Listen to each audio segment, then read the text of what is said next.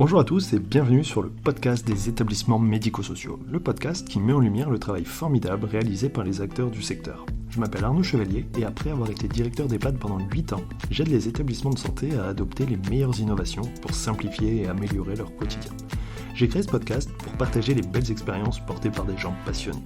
Avant de commencer, si vous appréciez ce podcast, vous pouvez vous abonner pour ne rater aucun épisode et encore mieux, mettre une note 5 étoiles sur Apple Podcast et le partager à vos collègues. Sur ce, bon épisode.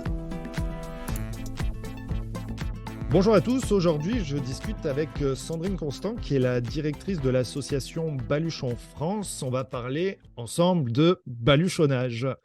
Merci Sandrine de participer à ce podcast. Pour commencer, je vous propose, ou je te propose, on n'a pas dit si on se tutoyait ou si on se vouvoyait, de te présenter. D'accord. Donc, moi, je suis Sandrine Constant. Je suis arrivée chez Baluchon France en août 2022 pour remplacer la directrice Rachel Petitpré, qui est actuellement en congé parental pour 1 an. Et j'ai fait le choix d'intégrer Baluchon France parce qu'auparavant, j'étais coordinatrice d'un service de baluchonnage au sein de la DMR 66, donc qui était retenue dans l'expérimentation, la fédération ADMR des Pyrénées-Orientales, plus précisément. J'ai monté donc le service de baluchonnage localement là-bas et très inspirée par ce domaine puisque mon profil s'est beaucoup porté dans la gérontologie, le vieillissement, le handicap avec un master de santé publique et différentes expériences. Le baluchonnage, projet de baluchonnage que j'ai monté dans les Pyrénées-Orientales m'a fortement inspirée.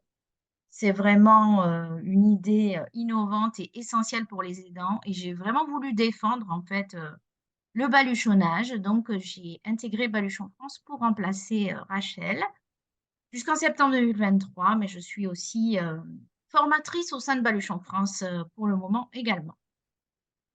Ok, formatrice, alors formatrice, c'est-à-dire? Alors formatrice, c'est-à-dire que Baluchon France, c'est une association et c'est une tête de réseau. C'est-à-dire que l'association Baluchon France, elle accompagne les services de baluchonnage. Elle les accompagne dans leurs projets, elle les guide et elle les forme. Donc, quand on dit formation, ça veut dire que quand on accompagne un service de baluchonnage, on forme toute l'équipe, c'est-à-dire le directeur ou le chargé de projet qui va mener le projet de mise en place de baluchonnage, mais ensuite le coordinateur qui va s'occuper de l'opérationnel et évidemment le salarié baluchonneur. Donc, il y a toutes ces formations, directeur, coordinateur, baluchonneur, que propose Baluchon France et qui sont exigées pour répondre au modèle du baluchon. Ok, ça me paraît très, très logique. Euh, pour revenir à une question essentielle pour le podcast, qu'est-ce que c'est le baluchonnage? C'est ce que je me disais, mais j'attendais que tu y viennes. Parce que j'ai dit, on parle de l'association, mais en gros, qu'est-ce que c'est le baluchonnage?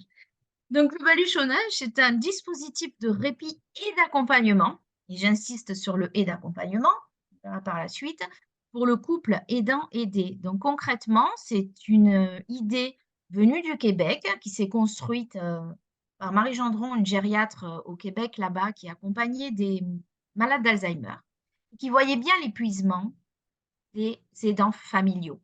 À l'époque, on disait aidants familiaux. Et donc, elle est allée elle-même suppléer les dents pour qu'ils puissent prendre quelques jours de répit. Et le baluchonnage est né comme ça. Donc, le baluchonnage, c'est structuré, il est né comme ça. Et concrètement, aujourd'hui, c'est un dispositif de répit et d'accompagnement avec un intervenant unique qui remplace les dents habituelles auprès du proche aidé, pendant que l'aidant prend quelques jours de repos ou peut-être se fait soigner, du moins pendant qu'il s'absente de son domicile quelques jours. L'innovation en France, c'est que en fait, c'est un intervenant unique de 36 heures à 6 jours consécutifs. C'est-à-dire que quand on relaie les dents à son domicile auprès de la personne dont il s'occupe, quotidiennement, auprès de son proche aidé, comme on dit, il, effectivement, il vient à partir de 36 heures et jusqu'à 6 jours.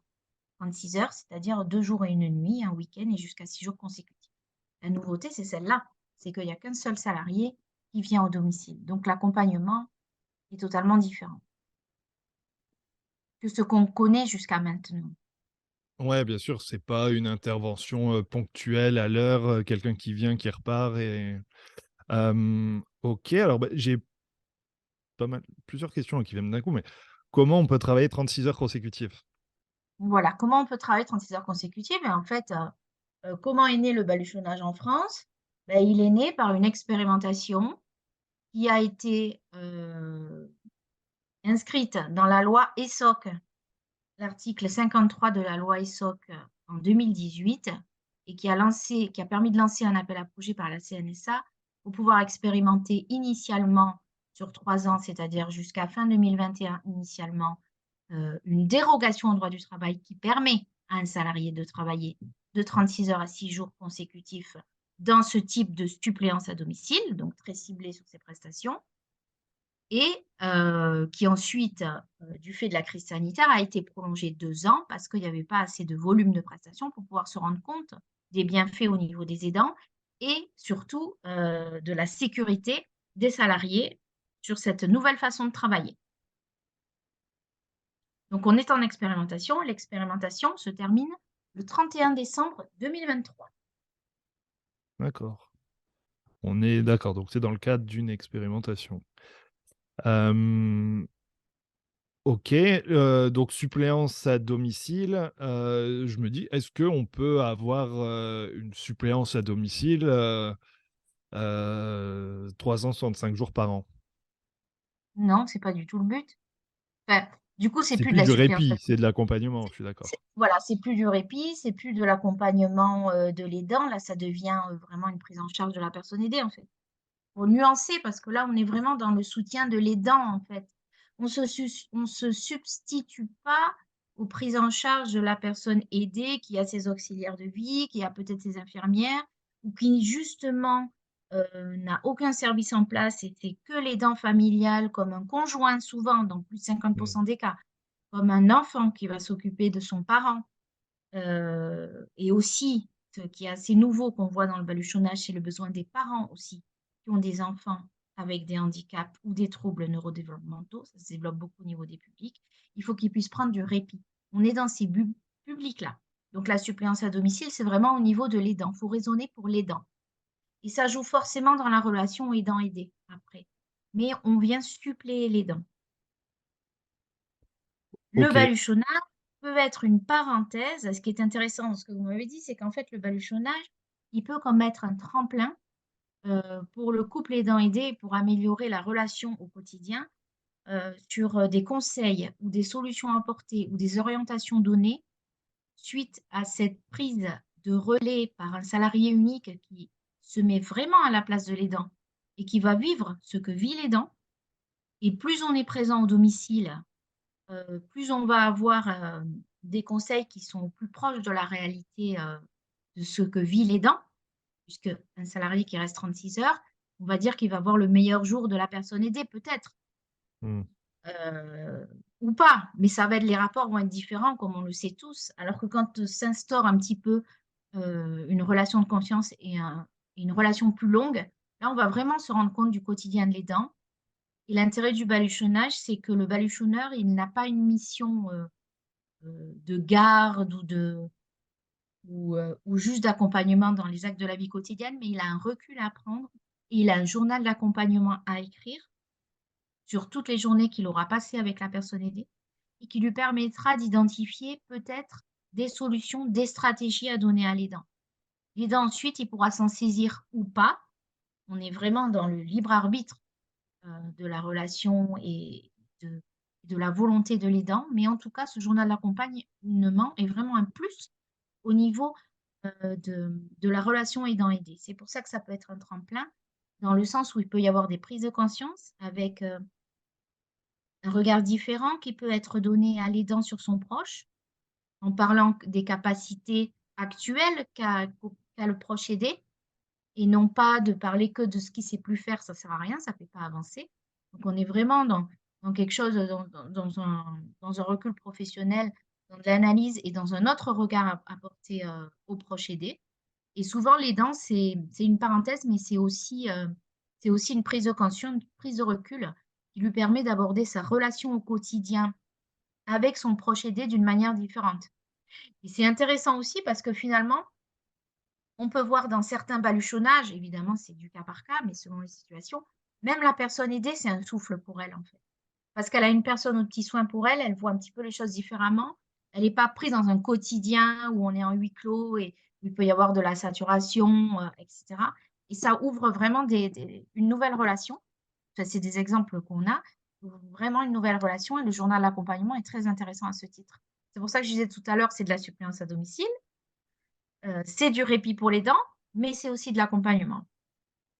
Ouais, c'est tous les avantages ensemble, voilà, il y a un 2e effet, positif. Hem, Exactement.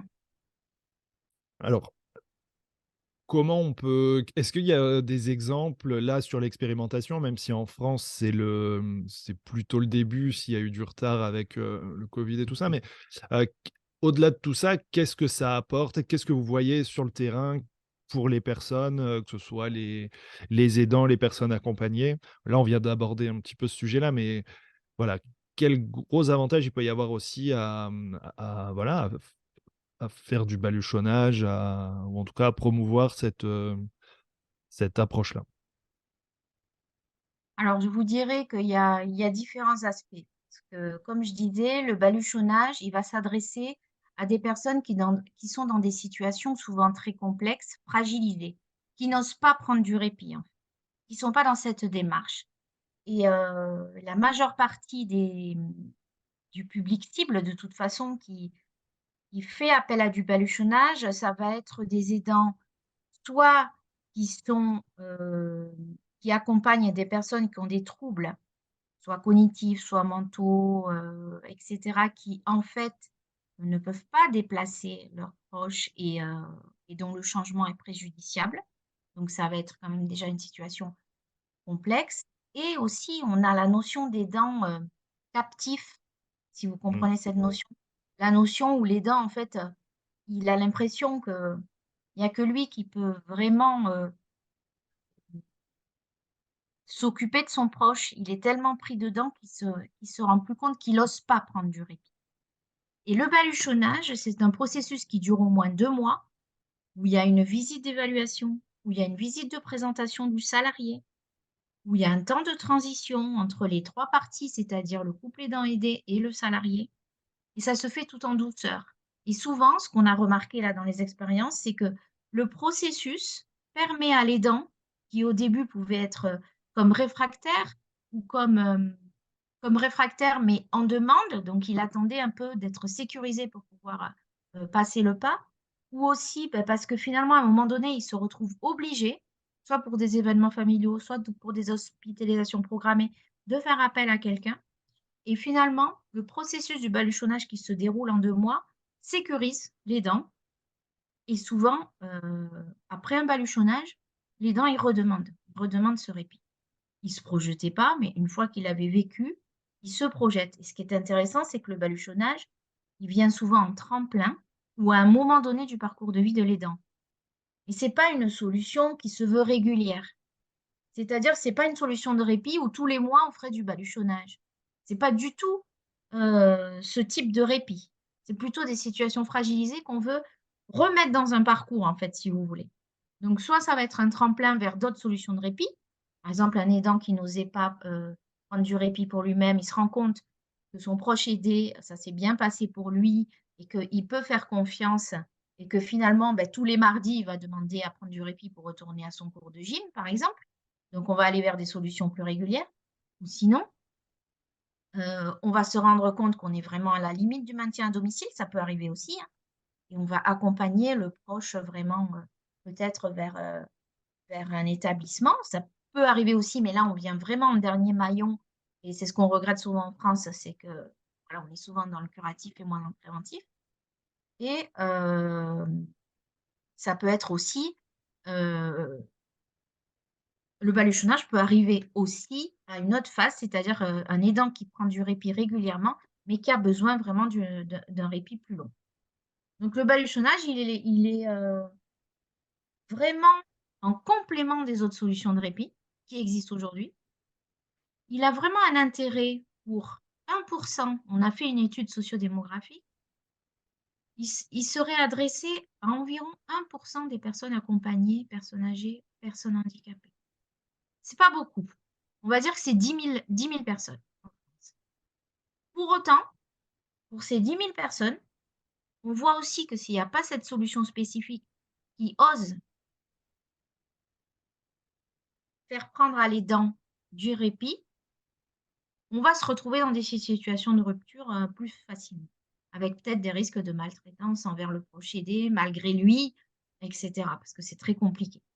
Donc, on voit que le baluchonnage, il doit absolument s'inscrire, là, en 2023 et en 2024, se pérenniser, dans l'offre de répit pluriel de tout ce qui existe déjà en France, avec l'intérêt de cet intervenant.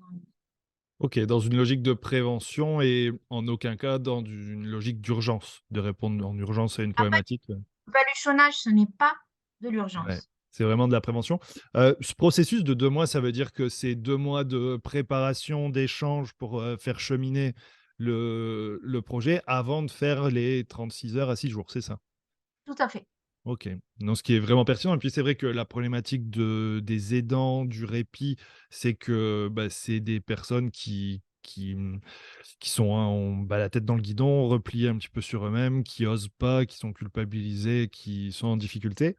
Ça m'amène à la question, comment les aidants vous trouvent? Parce que le baluchonnage, ça débute en France, c'est un sujet sur lequel, voilà, qu'on connaît peu. Heu, Comment les familles vous trouvent? Oui. Alors, comment on trouve que le baluchonnage existe et comment on trouve un service? Beh, c'est vraiment par le biais des partenaires locaux. C'est-à-dire que quand il y a un service de baluchonnage localement, il faut faire tout un maillage du territoire avec tous les professionnels, les partenaires du secteur, avec bien sûr les plateformes de répit, les conseils départementaux, les MDPH, etc. Donc c'est comme ça que ça s'étend sur un territoire. Après, Baluchon France, justement, en tant que tête de réseau des 16 services qui l'accompagnent, c'est aussi de promouvoir le baluchonnage en France le plus possible, d'en parler au grand public. Et notre priorité 2023, c'est de faire évoluer la loi pour que ça puisse exister. C'est notre priorité parce que c'est expérimental, il n'y en a pas partout en France. Donc, pour trouver les services de baluchonnage, il y a une carte interactive sur notre site baluchonfrance.com où on peut voir où il y a des services de baluchonnage. Mais tous les jours, toutes les semaines, on a des appels à Baluchon France où on a des aidants qui nous disent, voilà, j'ai entendu parler de cette solution, mais soit j'ai vu qu'il y en a dans mon département, mais c'est où? Donc on leur donne les coordonnées. Soit ils disent, mais il n'y en a pas dans mon département, comment je fais? Et justement, la question, elle est là, parce que c'est expérimental et que ce n'est pas généralisé pour le moment. On a besoin de définir un cadre juridique et un modèle économique pour que ça puisse être pérennisé en France. Si vous voulez, ce qu'on remarque en discutant avec différents professionnels, ben, comme vous, hein, par exemple, comme différentes structures, comme l'Association France Alzheimer, comme le collectif Je t'aide et tant d'autres, l'Association française des aidants, etc. En fait, il faut absolument que ce soit pérennisé parce que le besoin pour les dents, il est plus à prouver. Il est vraiment plus à prouver.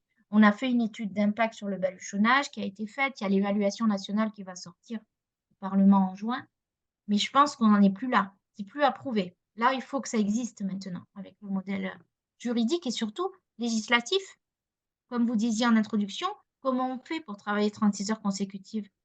Mais il faut une adaptation au code du travail. Oui, c'est ça et puis en plus, on est sur un sujet où c'est pas nouveau le baluchonnage au Canada. Je veux dire, ça a bien fait ses C'est preuves. important. Mmh. En France, la problématique, elle est alors, oui, essentiellement réglementaire, à travers le code du travail qui coince. Mais là, ça oui, alors, bah, déjà, on voit du coup 2018, ça évolue, il y a une loi. Après, qu'est-ce qui manque? Parce que là, on est sur de l'expérimentation. Hem, Il manque, comment faire pour pérenniser? il manque le côté législatif. Il faut que ce Ouais. soit légiféré pour qu'un salarié unique puisse faire du baluchonnage de 36 heures à 6 jours consécutifs. C'est la condition sine qua non puisque l'expérimentation, elle porte sur cette dérogation au droit du travail. Et puis bien sûr, comme, à chaque fois on parle de la même chose, hein, il faut le rendre accessible aux aidants. Donc il faut un modèle économique et il faut des financements publics.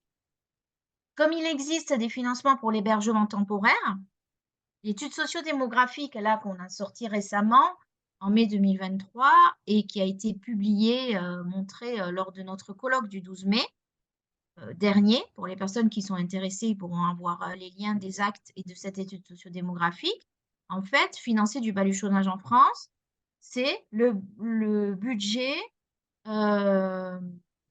c'est moitié budget de l'hébergement temporaire. C'est la moitié du budget de l'hébergement temporaire. Pour le même nombre de résidents accompagnés. Mais pour les personnes qui sont ciblées, pour les 10 000 Ah, personnes qui pour les seraient 10 000, ok. effectivement concernées par ce dispositif bien spécifique. Ok.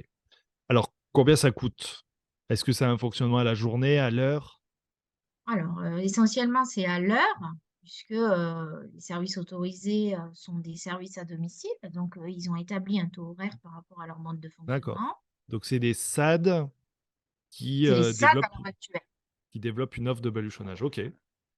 Alors, il y en a en lien avec des plateformes de répit, et on reconnaît que celles qui sont en lien avec des plateformes de répit ou qui sont liées à des SIAD, ils font aussi Mhm. SIAD, en répondant à des appels à projets, ils arrivent à avoir des enveloppes de l'ARS, et là, on voit que ça roule. Ok. Avec les financements ARS, ça roule. Maintenant, on est en train de définir, et on a tout un plaidoyer que je pourrais t'envoyer, tout un plaidoyer qu'on est en train de défendre auprès de tous les parlementaires et les ministères concernés pour que ce soit légiféré avant la fin décembre, pour pas qu'on se retrouve avec un arrêt ou une suspension des prestations, ce qui serait dommage vu l'énergie donnée par tous les services expérimentateurs dans ce dispositif. Oui, puis le fait que ça marche, c'est d'autant plus dommage de, pas, de se priver de quelque chose qui fonctionne. Je peux parler aussi des aidants. On a constitué un conseil des aidants baluchonnés, et eux, enfin, ce serait, une fois qu'ils ont goûté au baluchonnage ou qu'ils savent que ça existe, ce serait compliqué de leur dire bon ben maintenant c'est fini, c'est plus possible. Et les salariés baluchonneurs. Les salariés baluchonneurs aussi qui ont pu, qui l'expérimentent encore là sur toute l'année 2023, qui travaillent d'une façon concentrée, donc on va dire en 6 jours le maximum. Ensuite, ils ont 2 semaines de repos. Enfin, ils plébiscitent ce modèle de travail parce que non seulement c'est essentiellement des auxiliaires de vie qui ont été volontaires pour faire des baluchonnages dans ces 3 années-là d'expérimentation. Déjà, elles retrouvent une qualité de travail qu'elles ne trouvent plus facilement dans l'aide à domicile. Finalement, ce qu'on pourrait craindre, c'est qu'elles soient moins reposées, que ce soit fatigant, mais c'est un petit peu l'inverse qui se produit dans plus de 90% des cas parce qu'au final, elles ont le temps de se poser avec la personne, elles vont vers une relation de 1 à 1 qui dure dans le temps et qui permet d'organiser son temps de travail. Donc, il y a un sentiment d'épanouissement au niveau de la relation d'aide qu'elles connaissent auparavant et qui est différente. Et en plus, elles ont le répit, même si elles dorment peut-être moins bien 2-3 nuits, elles ont le répit ensuite. Pour autant, l'intérêt du baluchonnage, c'est qu'il y a la sécurité du salarié, parce qu'il y a la permanence téléphonique, l'astreinte, et que s'il y a une difficulté, on est là pour intervenir et pour même arrêter un baluchonnage s'il fallait. Le but étant de mettre en danger ni la personne aidée, ni le salarié. C'est arrivé très exceptionnellement, peut-être sur 2 baluchonnages en France. C'est très, très exceptionnel. La majeure partie, les baluchonneurs plébiscitent ce nouveau modèle de travail. Ok. En cas de difficulté, qui peut être diverse et variée, c'est quelqu'un qui prend le relais ou l'aidant qui revient? Ou au cas par cas? Ça va dépendre des services, mais dans la plupart des cas, on va établir des procédures d'urgence, là pour le coup, si jamais quelque chose arrivait à la salariée Hmm. baluchonneuse au sein du foyer ou s'il se passait quelque chose pour la personne aidée. Il y a soit l'aidant qui peut revenir si effectivement il n'est pas loin, soit on demande toujours une personne ressource qui puisse prendre le relais de façon euh, très, très réactive. Pour baluchonner, il faut avoir cette possibilité, sinon on baluchonne pas. Ouais, sinon c'est trop risqué. Mm. Ok, bah ça apporte quand même pas mal de réponses. Ça fait plaisir de voir que c'est un système qui se met en place. parce que pendant longtemps, on avait quand même l'impression que la réglementation droit du travail était un frein, enfin voilà, qu'il y avait un verrou là-dessus et qu'on serait coincé. Donc, voir qu'il peut y avoir cette évolution, c'est intéressant. Si peut-être pour conclure, si on doit vous contacter, si un SAD veut se lancer sur le baluchonnage, si un établissement veut être partenaire, si, quelqu'un veut en savoir plus, comment on vous joint? Est-ce qu'il y a des échéances bientôt, des rencontres? Il y avait un colloque au mois de mai. Voilà, quelle actualité vous avez et comment on vous contacte? Ma réponse, elle est malheureusement simple aujourd'hui, c'est que je reçois toutes les semaines des services ou des structures qui souhaitent ouvrir un service de baluchonnage, mais sur 2023, on ne peut pas puisqu'on est toujours dans les 40 services autorisés pour mener l'expérimentation, donc qui ont été autorisés par la CNSA pour déroger au droit du travail. Donc à l'heure actuelle, tous les services qui souhaitent ouvrir ce type de prestation, parce qu'on voit bien que ça répond à un type de besoin des aidants, je suis obligée de leur dire que je prends leurs coordonnées, mais qu'on voit ça sur 2024. En fait, l'enjeu de 2023 pour Baluchon France et surtout pour le baluchonnage en France, c'est vraiment le côté juridique. Donc, on espère que ça pourra passer par un levier, soit par la loi Bien Vieillir, soit par le PLFSS d'ici la fin de l'année. Mais sans résoudre ce levier, on ne pourra pas poursuivre, on ne peut pas l'étendre ni ouvrir d'autres services. Donc notre priorité 2023 à Baluchon France, c'est d'aller voir tous les parlementaires, tous, chacun, d'entre vous, qui écoutez ou même toi Arnaud, s'il y a des relations au niveau parlementaire, au niveau ministère, on va en rencontrer un maximum. Donc on peut diffuser, tous ensemble, ces propositions, où on fait des propositions juridiques, où on propose de l'inscrire dans le Code de l'action sociale et des familles comme des missions d'intérêt général qui existent déjà en France, comme les habitats inclusifs, etc. Donc, on a un plaidoyer de propositions et cette année, il faut le diffuser. Et quand on aura répondu à ce cadre juridique, là, vraiment, on pourra se lancer dans le baluchonnage en France. OK. C'est oui, il y a du travail, quoi. Il y a du travail. Là, on est vraiment au niveau du travail politique, juridique cette année. Pour Ouais. autant, pour ceux qui souhaiteraient quand même d'ici décembre 2023 faire appel à du baluchonnage, vous pouvez voir notre carte des services sur baluchonfrance.com. Sur les réseaux sociaux, vous pouvez nous trouver. On est sur LinkedIn, Facebook, Twitter notamment. Et vous pouvez, pour justement suivre l'actualité, comme tu disais Arnaud, savoir si on a abouti ou pas, vous inscrire à notre newsletter pour les professionnels et pour savoir quels services peuvent s'ouvrir, quelle extension il peut y avoir sur des services autorisés. Il y a quand même encore des extensions de départements parce que les services nationaux peuvent encore ouvrir à des départements, mais c'est tout sur 2023. Et puis, pour suivre l'actualité sur la pérennisation, n'hésitez pas à vous inscrire à la newsletter et à demander nos actes du colloque qui vont être diffusés très bientôt. OK. Et ben, c'est déjà beaucoup. Merci, Sandrine pour toutes ces infos, et puis c'est plus que croiser les doigts, il faut relayer. Il faut relayer, il faut nous aider dans la diffusion des propositions, il faut parler du baluchonnage, dire que c'est essentiel et puis n'hésitez pas à nous joindre même sur notre numéro de téléphone qu'il y a sur notre site. Tout est sur le site. OK, merci et puis à bientôt. Merci Arnaud. Merci d'avoir écouté l'épisode jusqu'au bout, j'espère que le sujet vous a plu et qu'il vous inspirera. Pour m'aider à faire connaître le podcast, abonnez-vous sur votre plateforme d'écoute préférée ou notez-le et partagez-le sur vos réseaux sociaux. N'hésitez pas à me contacter sur LinkedIn pour toute remarque ou proposition de sujet. Bonne journée et à bientôt sur le podcast des établissements médico-sociaux.